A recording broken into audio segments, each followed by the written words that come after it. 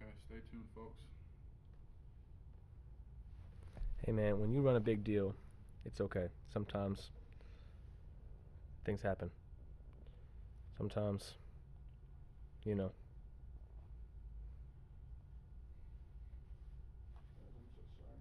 Can you hear us? I see the things move? Yeah, go back. Yeah, like the mics are hot. Yeah, go back. The mics are hot. Are we hot? Are we live? Can we get a thumbs up? Someone, a virtual thumbs up? Okay. Someone sent a text. Someone sent a text, please. We are back. We are live. I hope you can hear us. Thank you, Marcus, for working us through that. Good morning, AO Southwest and the AO family. We are here live in studio. As you can see, sometimes things happen, but you just find a way to win. There's your first leadership message of the day. Find a way to win. It is Tuesday, April 23rd. And we want to start today. I got my co-host with me, Mr. Jesse Doherty, who's What's up, team? I think texting the team back home. I'm texting my mom. Mom said that there was no sound. She can hear us, and now Perfect. They can see us. But so today is not only just another Tuesday for our podcast, folks. Today is a very special day for our agency. Today is our leader and our coach, Dustin Vienekamp's birthday. And so we want to just take a couple of seconds out of the podcast today just to really let him know how thankful and grateful we are for him, the lives that he's touched and impacted over the last 16, almost 17 years of his career. Dustin, thank you for everything you do, not only for our agency, but for all of us as people. You truly love and care for us unlike any other, and you give us the example of truly what it means to win in life and win in business. You are the example of integrity and people first, and how you love your family and how you run your life as a husband, as a father, in business. It truly is an example for all of us to look up to in life and in business, and that we can truly have it all. And so for all of us at the agency here at AO Southwest and AO in general, we just want to wish you a happy birthday. Today, this is your day, and we hope you celebrate it with the family and style. So, Coach, thank you for everything. Happy birthday to you. But today's a special show. We've got Jesse Doherty down from Canada. I'd like to say he came all the way down here for us in the podcast, but he's out here to see family, celebrate his birthday as well. But we're just glad that he would spend some time with us today to pour into you guys, because his story is one that is truly remarkable, and it just has leadership written all over it because of what he's been able to endure and what he's been able to accomplish. It is something that you guys get your pen and paper ready. But like always, we've got Takeaway Tuesday. We've got hashtag Takeaway Tuesday and hashtag nextgenleadership. So at the end of the podcast, we're going to ask you, just like we do every week, to make sure you tag Jesse, tag the agency, and leave your takeaway, your best takeaway from today. There's going to be a lot of different leadership messages today, and so we just want to know what resonated with you the most. So get on your Instagram feed, on your story, leave us a quick little 30-second, a minute clip of what really stood out to you the most and what's going to impact you and your business moving forward. But shout out to that jacket.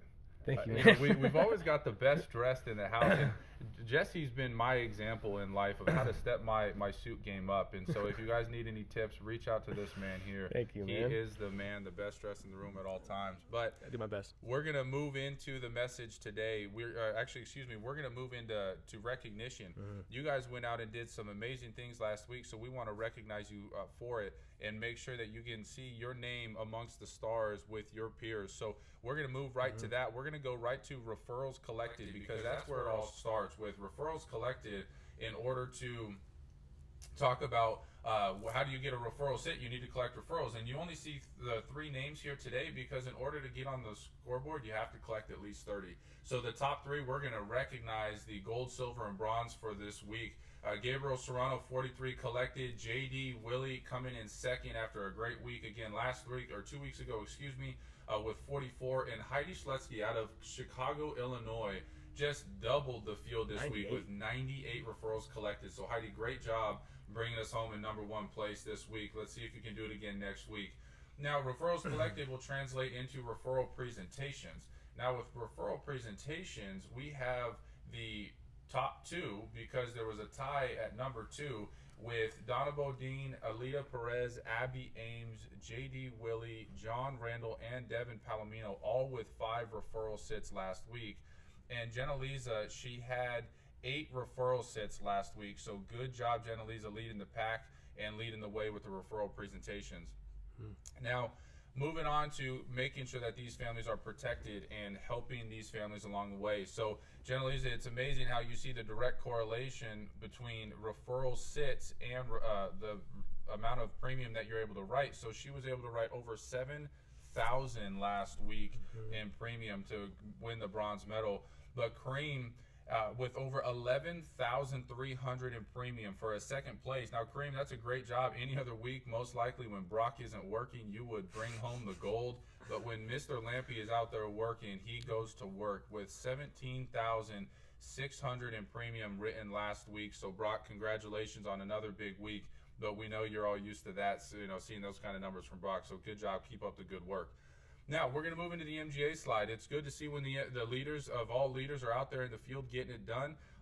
We have Justin Herman bringing up the pack in bronze place with 2,867. We've got David Stafiri with a little over 4,500. And look at that, by just $1 of ALP. Can someone get a GIO or a waiver of premium on here? With Oscar Cardoza coming in first place with 4,556 in premium. Good job to all you leaders leading the way out there on the MGA category. But here's the productivity score. We want to make sure people are being consistent across the board. So Gabriel Serrano with 14 points, Jenna-Lisa with 17, and JD Willie putting back-to-back weeks together as he moves out to Dallas to take on that next opportunity, with leading the pack with 25 as a productivity score. But all that translates into your consistency ranking. It's important for you to show up every week and put your name out there on the board. And so JD is creeping his way into the 3rd spot, passing Lamar this week with 8.30 consistency ranking. Larry Potluck, Mr. Consistency himself, just stays atop the list at the 2nd place spot with the 12.9. And Miss Jessie Holland, the one and only, the queen bee of this agency, running back-to-back weeks of consistency at 19.7 with 9 weeks running. So Jesse, good job. Keep up the good work and keep leading from the front. And so we're going to transition into our leadership message today. Before we bring Jesse on to tell you a little bit about his story, we want to get back into the 21 laws of irrefutable laws of leadership from John C. Maxwell. Normally we do a recap of everything, but because we have Jesse here to tell us a little bit about his story, we want to make sure we can give him a majority of the time. And so we're going to just jump right into law number 10, where we left off at the law of connection. And what's so important about the law of connection and what John C. Maxwell in the 21 irrefutable laws of leadership is talking about is leaders have to ask for the heart before they ask for the hand. The stronger the relationship forged with an individual or an organization, the greater connection that you are able to forge. And why that's so important is because when you come into this business, so often you make that change for yourself, right? Because you're looking for a better opportunity for yourself, for your family, income potential, whatever the case may be. But when you now move into leadership, this is a servant leadership position. And so when we're talking about developing a servant mindset, it's got to be about your people first. And so one of the best ways that Coach Veenekamp has taught me how to lead is meet the people where they are, right? And so when you talk about ask for the heart before you ask for the hand, you really get to know the people, right? Get to know where they're at and what's important to them, and really be able to lead them that way. Now, he goes on to say, well, how do you connect? Work to be interested as opposed to being interesting. Let me say that again. Work to being interested as opposed to being interesting. As we always say in the home, you don't want to get too caught up in telling your story and have them figure out, and be too interested in you. You want to get to know them. Right? So work to being interested, meaning I need to be interested in Jesse, right? I need to know what's important to him, what his goals are, what his motivation is, as opposed to being interesting. Speak to what people care about, not to what you care about, right? So go where they are. If they are sitting, sit. If they are standing, stand. And so that's really where you'll be able to adapt to others. Don't expect them to come to you. He goes on to say, you will always connect faster when the focus is not on yourself. Believe in people. Some people have trouble in the law of connection because they believe that connecting is the responsibility of the followers. That is especially true with positional leaders. I'm the boss, they come to me. Now, I'm sure you've seen this at points in time in your career, maybe with different levels of leadership, maybe an SA or an MGA, but when you talk about this business and you truly see the most effective, efficient leaders in this game, you see the servant leadership across the board. It's not about being the positional leader and expecting your people to come to you. It's about, again, meeting those people where they are. How can you serve your people in a way that is going to be able to capture their heart? Because when you capture the heart, you can ask for the hand. And that's really what he went on to say. And he said this: don't ever underestimate the importance of building relational bridges between yourself and the people you lead. And that's one of the things that our leader, Coach Veenekamp, has done, I think, better than anybody. Is he pours into us so frequently, so often, spends so much time with us outside of the office, whether it be, playing sports or, having a coffee or, grabbing food or whatever the case may be. It's very important for him to develop relationships. And he is the best example of continuing to do that. But we're going to end the law of connection with this today. To lead yourself, use your head. To lead others, use your heart. Always touch a person's heart before you ask for his hand. Let me say that again. To lead yourself, use your head. To lead others, use your heart. And so the challenge for all of you leaders out there today, or all of the newest people in the room that are working to go into leadership, is see if you can remove yourself from the conversations, from your thinking, and add the other people in your business, in your organization, into the conversation. How can you serve them? What do they need? What are they in need of, or in need of more of? And so that is the message today, law of connection. And it's amazing how the law of connection matches up with Mr. Jesse Doherty being here with us today, because I can tell you this: one of my best friends in the business, my first conference, we met in the gym of all places in Las Vegas in 2017. 2017. Yeah. I don't know if my mic's live or not, Marcus, but we were in Not the Caesars. No, we were Planet Hollywood. Yeah.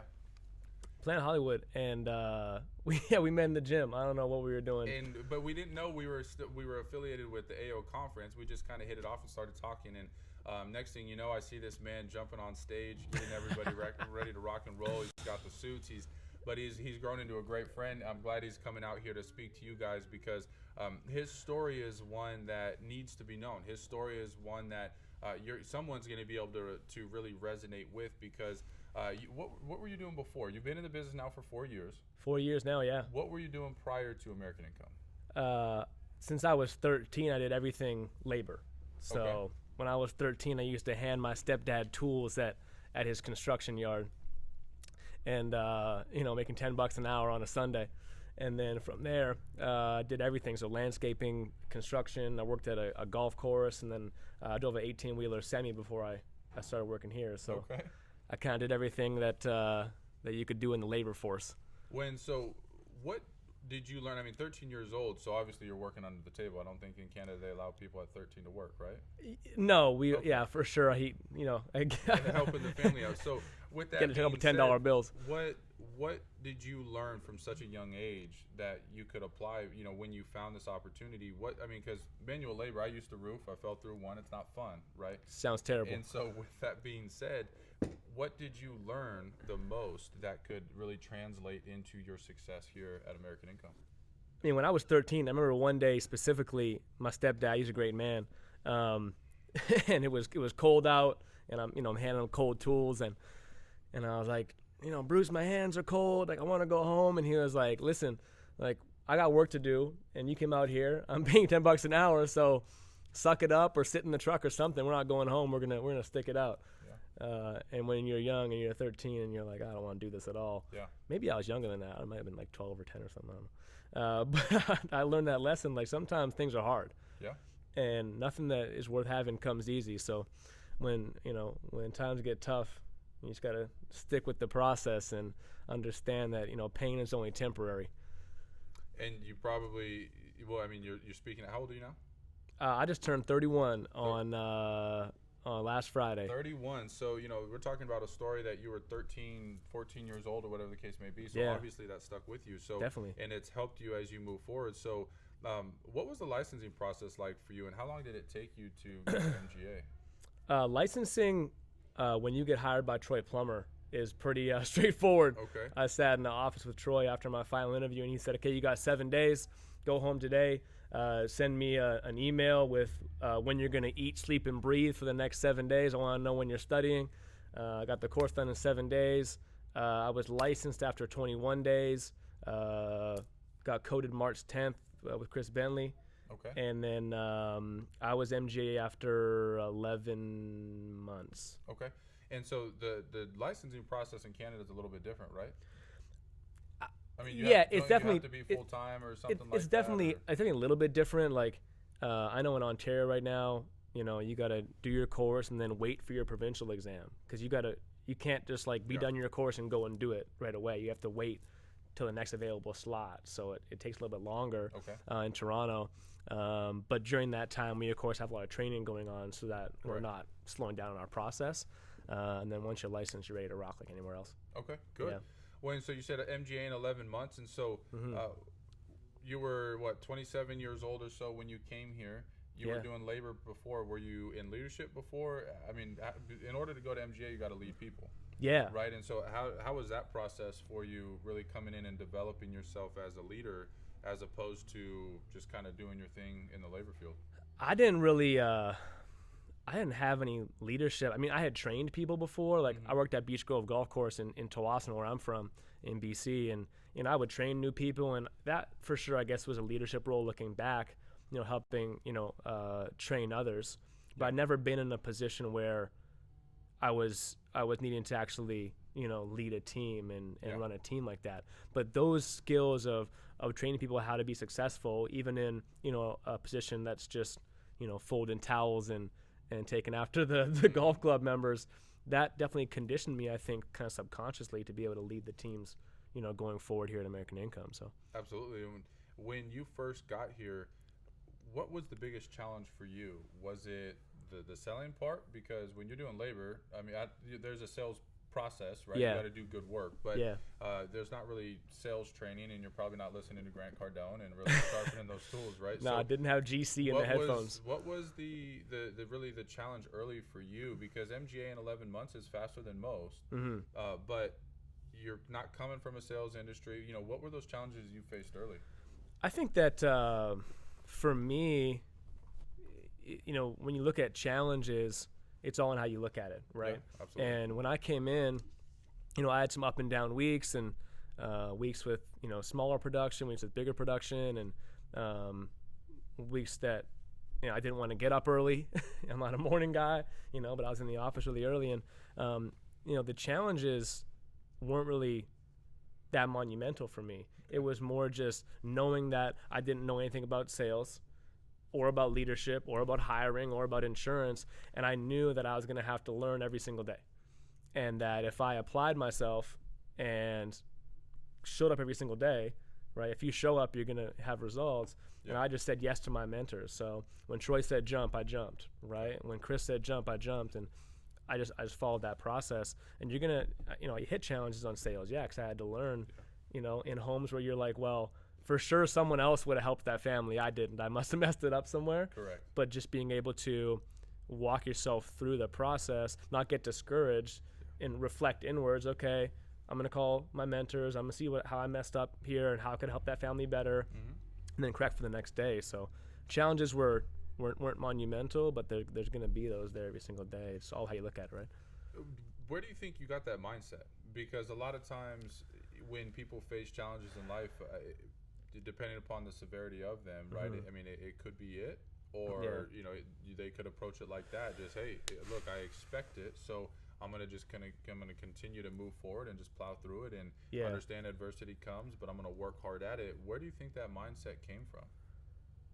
I think that I consciously cultivated it, over time, and my mom and my dad always said, son, nothing's gonna be. It's not going to be, sunshine every day. Yeah. But it's all about how you look at it. My mom and my dad taught me that and instilled that in me, that, no matter what happens, whether it's rain, sleet, snow, you got to have that positive mindset. And whatever you put out into the universe, that's what's going to come back to you. So I always knew that no matter what situation was going to hit me, your first initial feeling a shock, right? If you get hit with a boulder, you're gonna feel it.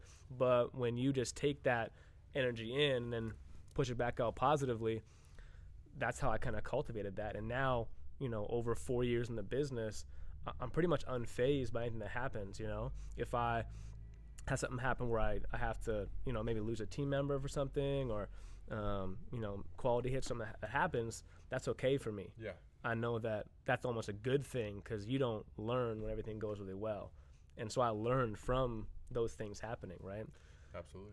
Definitely. And, it's a great point, because if you listen to Ed Milet, he always talks about how things happen for you, not to you. Not to you, yeah. Right? They happen for you, not to you. And so, it sounds like that's the approach that you take is, 100%. Show up, learn, and be coachable. And so talk to us about that coachability, though, because a lot of times when you come into a new industry or a new company, you're unsure, you kind of tiptoe because you don't want to make a mistake, right? Yeah. But when it comes to, you said if coach said jump, you said how high. It was just okay. What talk about how coachability can help the newest person through their first maybe 11, 12 months, because the path's already been paved, right? So hopefully they don't make the same mistakes. Yeah. So how would coachability help them just expedite their success even quicker? I think that I've always been a really self-confident person, but I'm also not stupid either. I know that when I'm coming into a new space, I need to just be a sponge.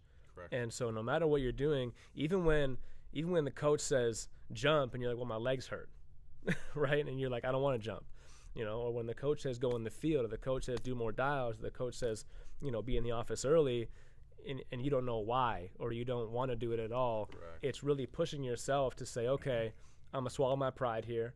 I'm also going to swallow, that little subconscious brain that says they want to sleep in, right? Or they want to go home early, and putting your best foot forward, because we know in our business that when you do that and you say yes to your mentorship, that's when you're going to have the most growth. When I got hired, I only got hired because Troy Plummer pulled up in a Benz in a baby blue suit, and he was the sharpest guy I ever heard speak in front of a crowd. And I didn't know what we even did at the company, and I was like, I want to be him. So whatever he does, I'll do that.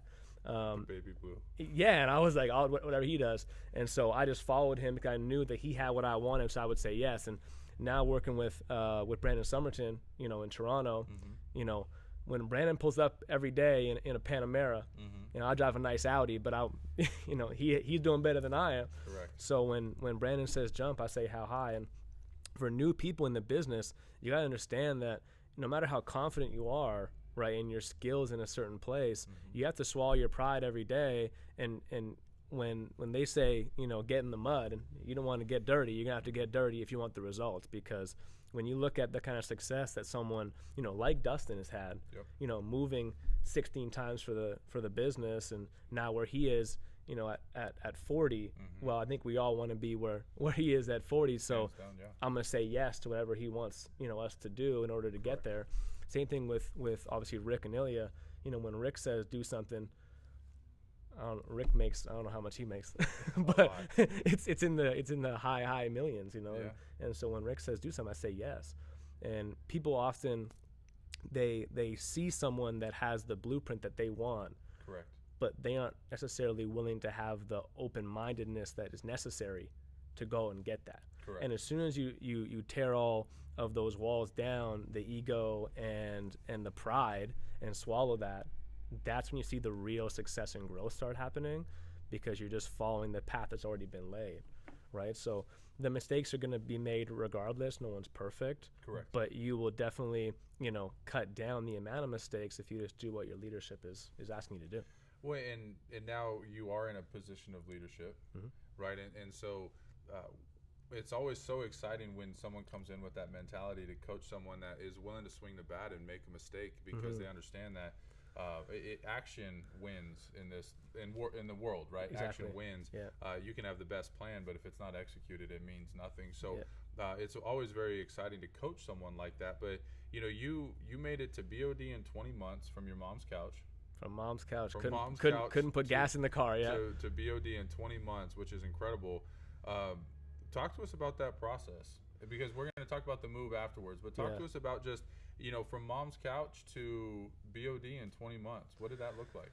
Well, we had a family trucking business with my mom and my stepdad and me. Okay. And we lost our contract after 20 years. It was kind of tragic and kind of shook the family a little bit.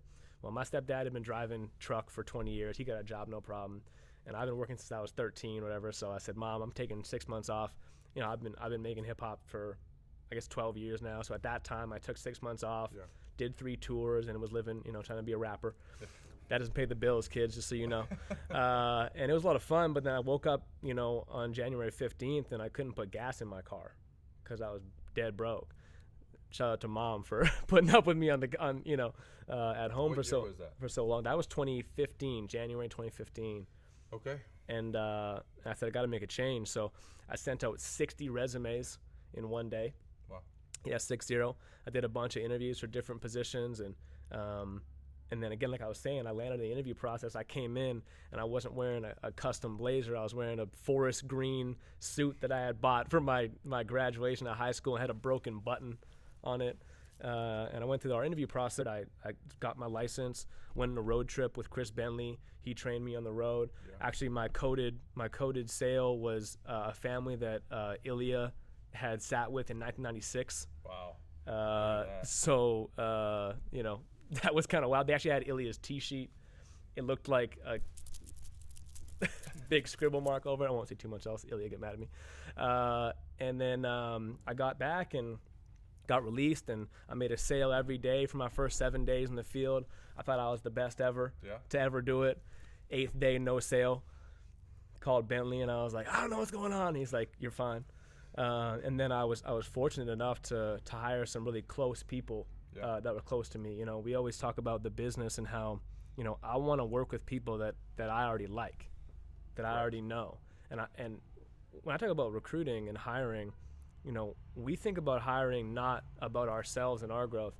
Mm-hmm. I always think about how can I give opportunity to someone else. And I was fortunate enough to work with Shy Mate, one of my best friends.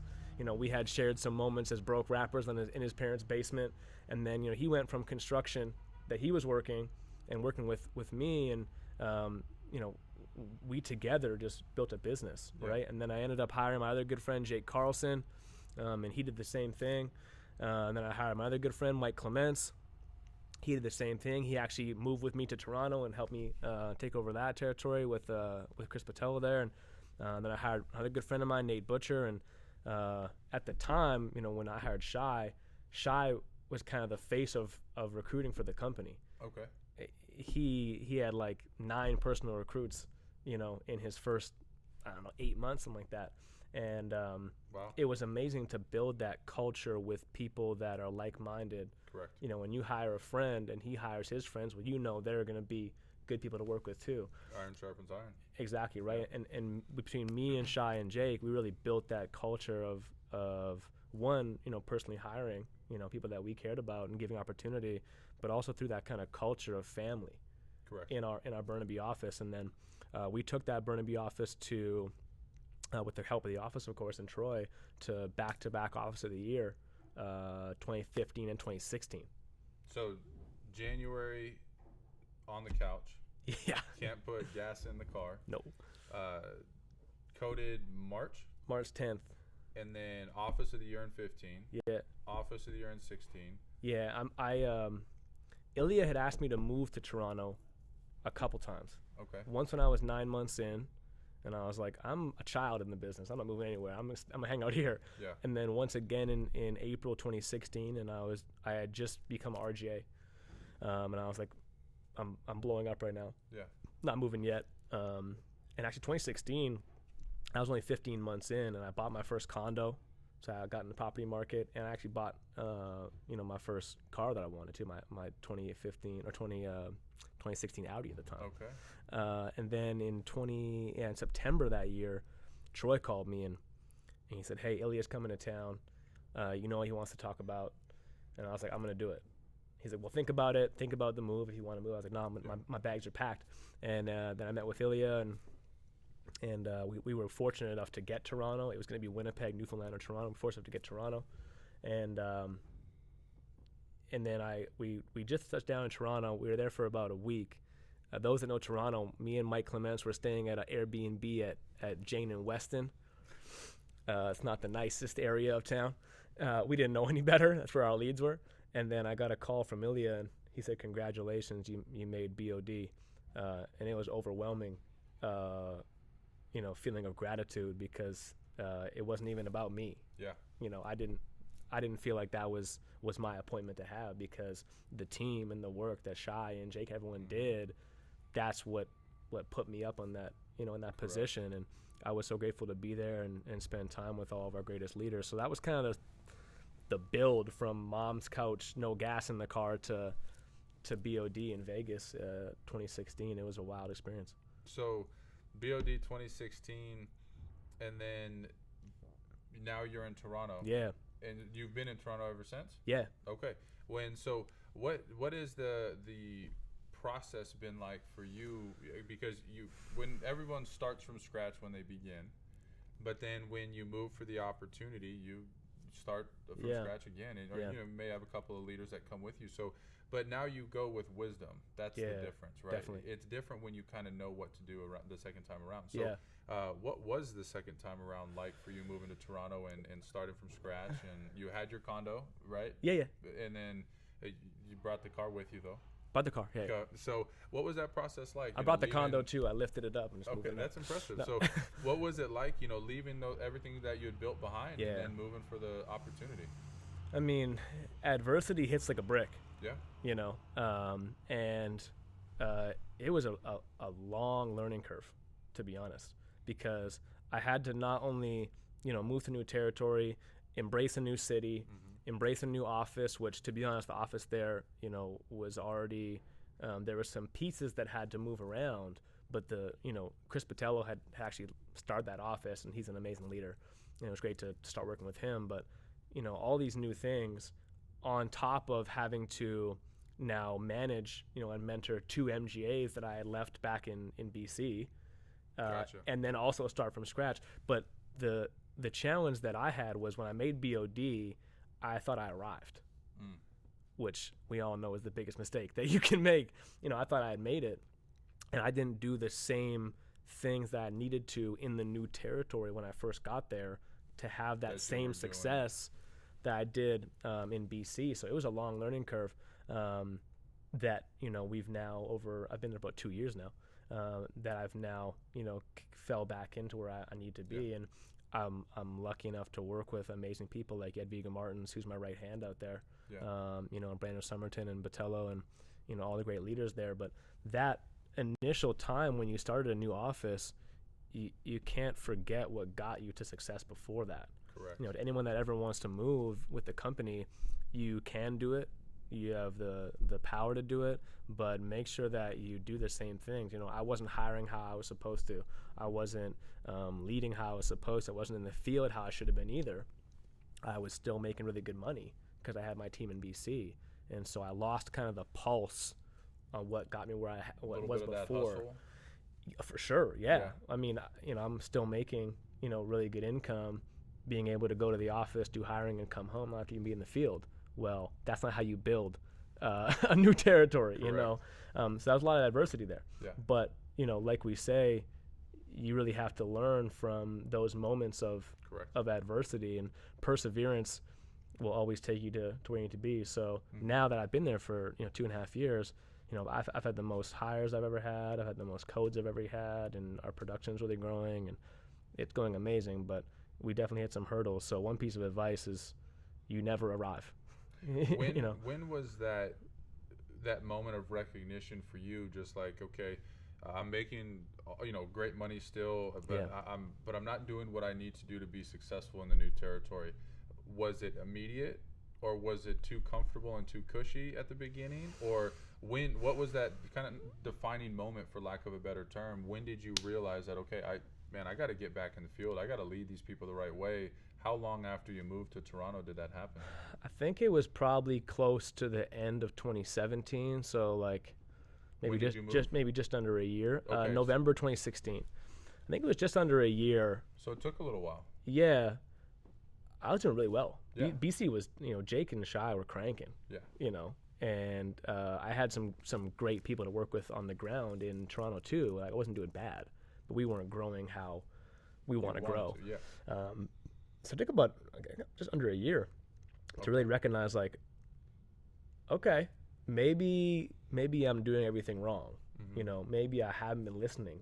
Maybe I haven't been as coachable as I was in the past. From the beginning. You know, and I think when you have direct mentorship, like if I'm working with you in a territory and, you know, we grow to #1 office, right? And then I move, then our relationship has to change too on how you're leading me as well. Correct. And I think that maybe I wasn't as coachable as I needed to be. And I think maybe me and my mentorship didn't grow as well as we should have. And I'll take ownership on that too. I was, you know, 28-year-old kid making too much money basically.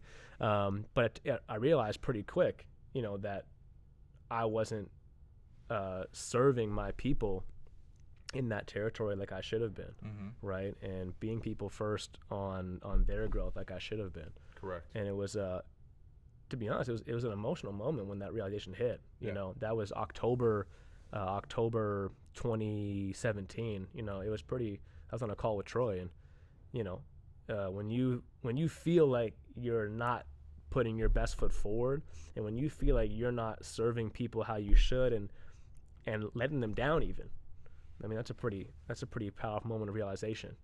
And then so that's what really started kicking me into gear. And then 2018 we started cranking again. Thankfully with the help of Brandon Somerton, you know, and his leadership, we started cranking again, and now Toronto top office, baby, we coming. Okay, well, I mean, that's a shout out to the Tempe and Phoenix office and all of us in AO Southwest right there. I mean, they're trying to come for our #1 spot. So we're coming back, baby. There always needs to be a silver medal, so we appreciate that. But you know, your story, Jesse, is one that is because you've had the success. You've had the challenges, but you've found ways to grow. What would you say is the biggest takeaway for you? You come out the gates hot. You've got this great team cranking in BC. You then face that realization of, man, maybe I'm not serving the way I need to, right? You know, in hindsight, it's a beautiful thing, right? But when you remove yourself now, what would you say is kind of your takeaway from, you know, maybe the last 2 or 3 years of experiencing that big success, and then not necessarily falling on your face because you still had it, right? But just that internal realization, like, man, I'm not doing what I need to be doing. But then now, you know, getting it cranking again, what would you say your biggest takeaway and learning lesson for you has been? I think that that's always a tough one to answer, because it's an all-encompassing journey. Correct. And you know, there's not ever just one takeaway. It's always, you know, every day is a new takeaway, right? But I think the biggest takeaway is, you know, never lose sight of what you're doing and why you're doing it. Okay. People always talk about having a why, right? And your why can be forever changing, right? And I always say that motivation is by the day, because every day you get up, you gotta start the engine again, right? The car's not always running. And I think the biggest takeaway is you gotta say yes to your mentorship. You have to be coachable. You never arrived. There is no finish line. Correct. And as soon as you can come to terms with there is no finish line, that's when you can really start doing amazing things again. Because if you're always chasing that finish line, if you're chasing, like, when does it end? When's the end? Well, then you start getting almost discouraged because the end of the tunnel is way far away. Correct. But if you just get out of the tunnel, it's a big infinite world, right? There is no finish line.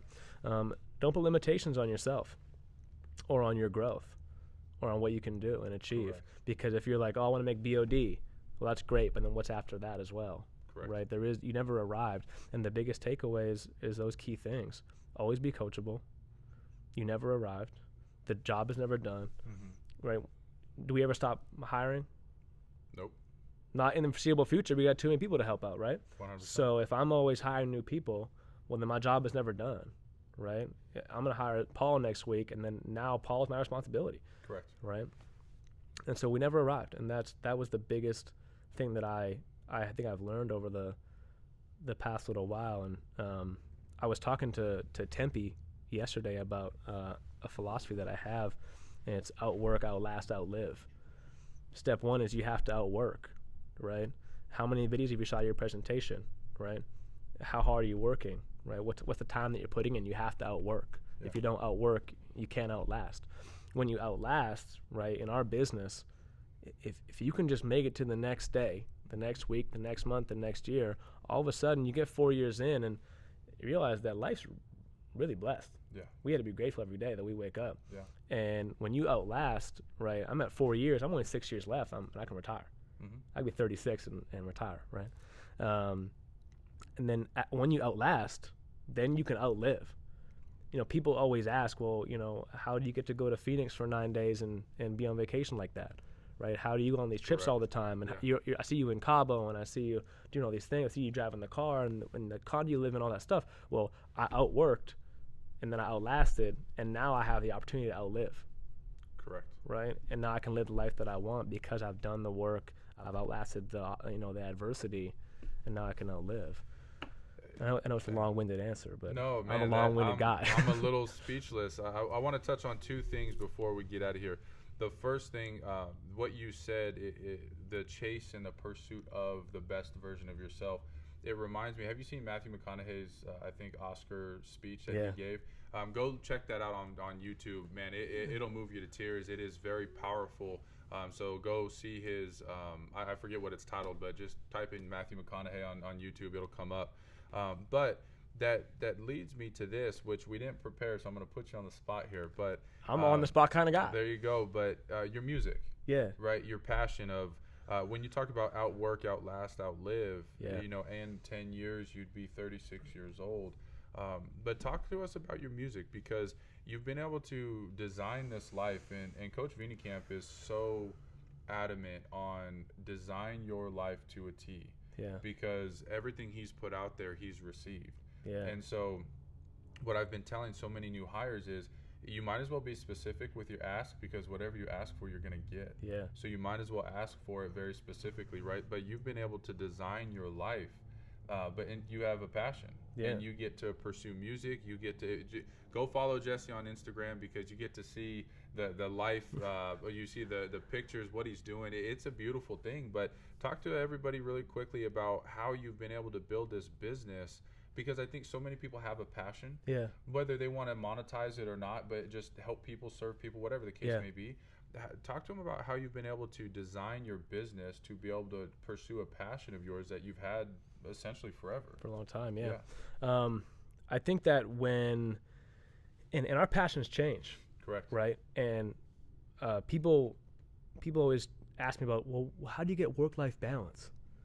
I'm like, well, you have to work when you work, and then you have to plan when you're not working to not work. Correct. Right? And people only don't have work-life balance when they don't work as hard as they're supposed to in their work hours, and then they have to play catch-up in their off-work hours, right? So I worked really hard when I work, and then I was fortunate enough to do a bunch of tours, play a bunch of amazing festivals, right? Spend time in the studio. And I took a step back from music over the past, year or so. After that happened with our business, I had to put people first again. And now I'm back writing again and recording again, and I'm going on tour in June again. Awesome. And getting back to the love of the music. But now also, like, I have other passions, like my Instagram's basically a fashion blog now. I'm deep into fashion, and no one could ever tell. Who could know? Right. And then probably gonna start a clothing company in the next year or so with my good friend Neff. And in our business, if you work it right, then you have the opportunity to pursue all your passions too. I was always taught in our business that this is a vehicle. Correct. This is a vehicle for everything else that you want to get. No one woke up, and was like, I'm gonna sell union insurance benefits forever. That never happened. But this is that vehicle, and so it's allowed me to be able to have not only the monetary strength, but also the time that I was able to invest into music as well. Correct. And so whatever your passion is, whether it's dance or music or art or photography or whatever you like to do, even if it's travel. If your passion is traveling, well, that's amazing in our business because you can be a personal producer. You can come and crank numbers, and then Brock Lampy, great example, and then go wherever you want to go, right? Yeah. So that's kind of how I designed, like Vinicamp said. Yeah. That's kind of how I designed it. I went on tour for a whole month, and I was only 7 months in the business. I still made $8,000 that month on the road. Not from music. Not from music. just from the business. Yeah. I was still doing coaching calls and still, doing what I had to do. But that's handling your responsibilities. Yeah, but that's how we designed it. So whatever your passion is, you can get whatever you want in our business. Absolutely. And I love what Vinicamp said there, saying, and you as well, like whatever you want, be specific. Correct. You better ask for it now. And I'm a big believer in whatever you put out in the universe, whatever you ask for from the universe, you're gonna get that back. So. And I asked to be with you today, so well, I got that right. I appreciate that. We've been talking about this since Cabo. Yes, since the inception. Yes, and we're blessed to have you today. I want to kind of summarize the notes that I took. I hope your guys' pens and paper were as active as mine, because this is why we do this every Tuesday, to hear another individual who's had the amount of success that they've had. Overcome the adversities that you have. Yeah. And you know what? Success is sometimes one of our biggest challenges, because we are human beings. And yep. So, going from the couch to BOD in 20 months, going on tour, making money, just everything that you've done. But I just want to touch on a couple of the points, that really what stood out to me. I'm going to do my takeaway here soon, but what you put out, you get back. But what you said early, you said this, confident. I was always confident coming in, but not stupid. But I was a sponge.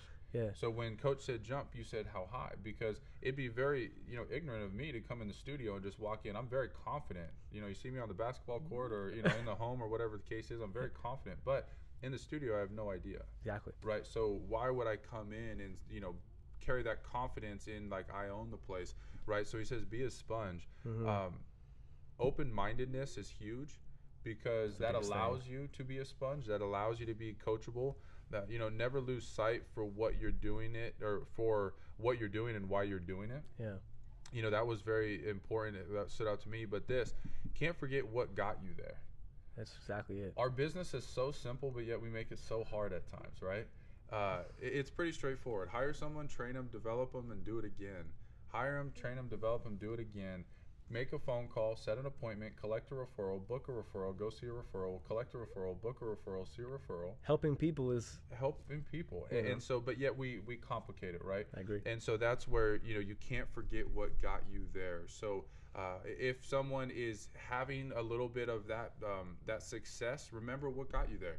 If you're maybe in that transition period where you're having that realization, like, man, maybe I'm not doing what I need to be doing, take inventory of what it is that got you there, and make that quick call to your mentor, to Jesse, to whoever it is, to be able to help kind of get you back on the right track, because ultimately the realization, that's the beginning, but the action behind it is what has got you to back where you are. Action is everything, like we say. Absolutely. Right? And so anything else you want to wrap up the podcast with today? I mean, I could talk all day. Yeah. Guys, we're just going to run live all day, so just tune in when I... Call in with your questions. But anything else you want to end with today? No, I'm really grateful to be here, and every time I come to Arizona, I'm welcomed with such open arms, and I can't express in words how grateful I am and how appreciative I am of everybody that I have built strong relationships with, in the territory here. And, I have people that I come down and see here that are like family to me forever now. We met in 2017. I mean, this is like family now. And I'm grateful to be here. Thank you so much for having me. And I'm really passionate about these kind of things because of where I came from. And, I didn't want for nothing when I was growing up. Like, my mom took care of me really well, and we weren't bad off, but we all face adversity in different ways. And I think that this kind of podcast is so inspirational for myself as well, because whenever questions are asked of me, I'll spew off the answers. Correct. But when you said, I said, I'm confident, not stupid, right? Well, that's like my new motto for life. Yeah. That I didn't even know I didn't even know I said that. So for everybody out there, the world's what you make of it, and whatever you want to get, you can get. Appreciate you, brother. Let's go, Thank man. you for Thank coming. you, brother. Appreciate you. Guys, make sure you go put your takeaway on Instagram, tag Jesse, tag AIO World. Make sure that you guys blow him up with thanks for having him spend some of his time with his father out here on his birthday vacation to make sure he poured out to you guys and was able to connect with all of you. So, Jesse, thank you again. I know we'll be hearing a lot more from him soon.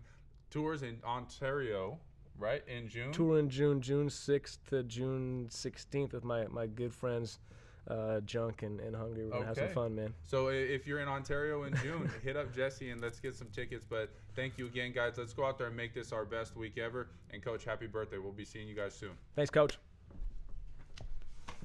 Appreciate you, big dog. That's a wrap, baby. How'd you feel? Oh, it's good, man. Man, that was really appreciate that. I think that's going to really, really, really hit home. This is kind of what I do. Man. I love being in front of the camera. Me too. It's my vibe. We could co-host this every day. Man, we could bring some thunder. Serious heat. Not only because it's hot out here, but I'm sweating. I'm not going to lie.